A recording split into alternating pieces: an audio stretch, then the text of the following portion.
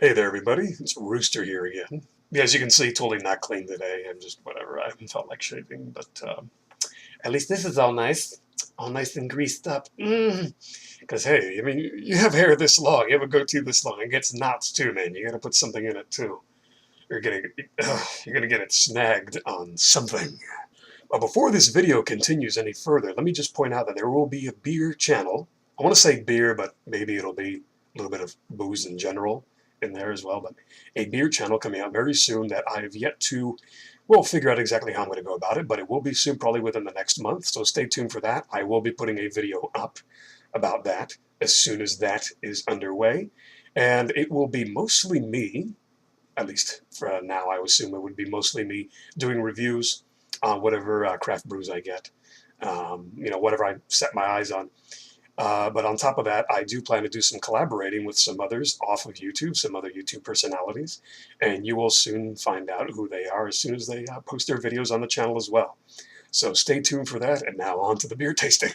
But without further ado, today we've got ourselves Stone IPA. For those that don't know, it's an India Pale Ale out of North County, San Diego, 6.9 ABV, alcohol by volume. I'm not going to read the whole story back here. I'll talks about a gargoyle.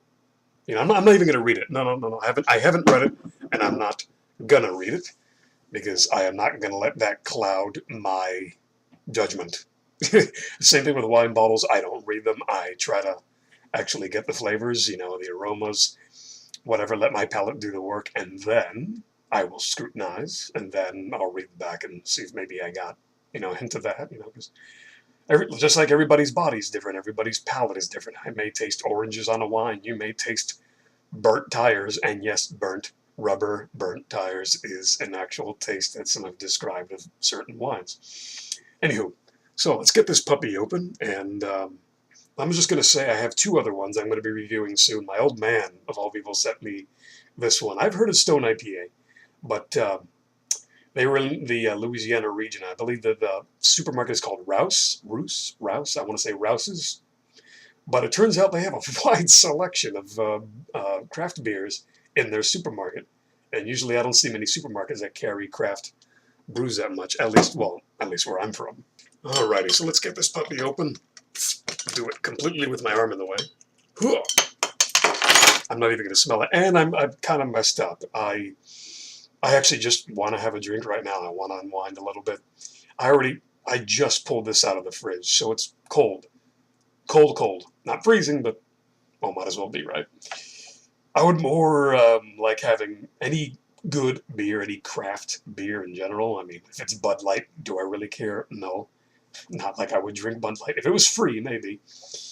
But whether this would be a darker beer or an IPA, just a craft brew in general, I would like to try and enjoy that at a more comfortable 40 degrees, maybe 35, 40. Some bottles say something like 49, 47, but I'll say 40. 40 I think would be pretty good because that's borderline cold.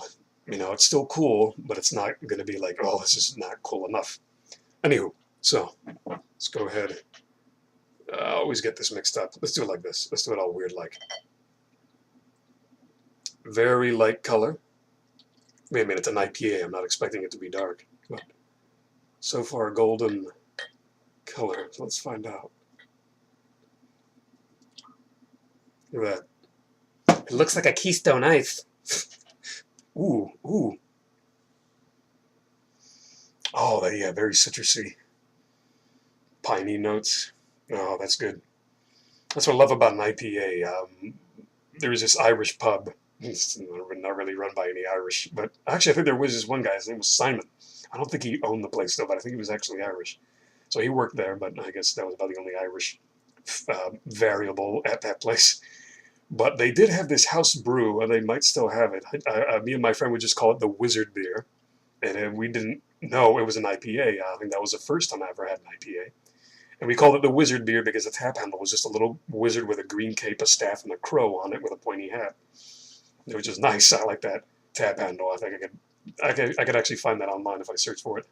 But it was the first IPA I had, and we called it Soap Dish alongside, the Wizard, because it tasted like Irish Spring soap, and just the smell was pure pine, and somehow we liked it. But it was more along the lines of you drink that after you already have a slight buzz because it was so strong.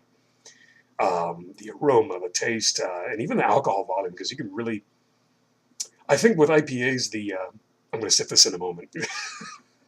I think with the IPAs, the thing is that it seems like it's heavier on alcohol. Usually they are to begin with, but it seems that it's heavier on alcohol just because of the pungent, piney, citrusy aroma, and just on the front end, just up front is how they say, on your palate, and then more on the back is, well, it depends, because certain parts of your tongue grasp certain flavors, etc., etc. So here we go. I totally just blew my nose in that moment. I was doing that on purpose to annoy you guys.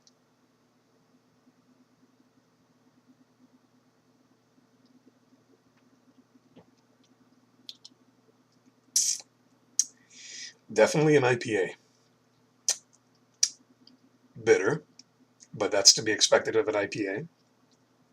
It's not overly bitter, but okay, actually now I got more of the bitterness now. I don't get much citrus. I get more of the citrus in through my nose than I do taste-wise.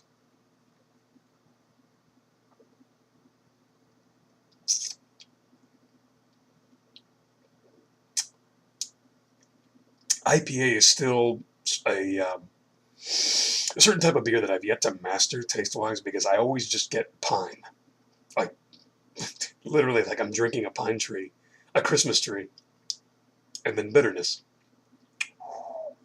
And I got a little bit of bitterness there around the back of my tongue, not up front. You don't get it up front so much.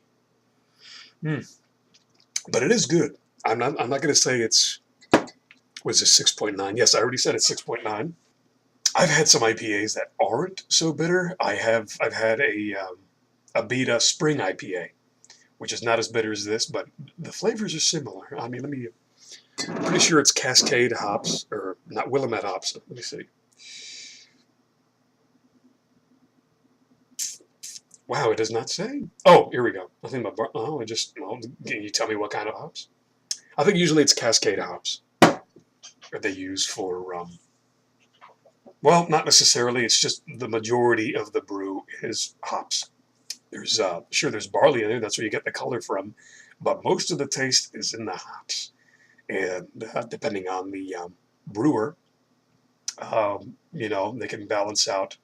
I've had plenty of dark beers where you get plenty of hops. It's almost IPA-ish in the background because it's hoppy.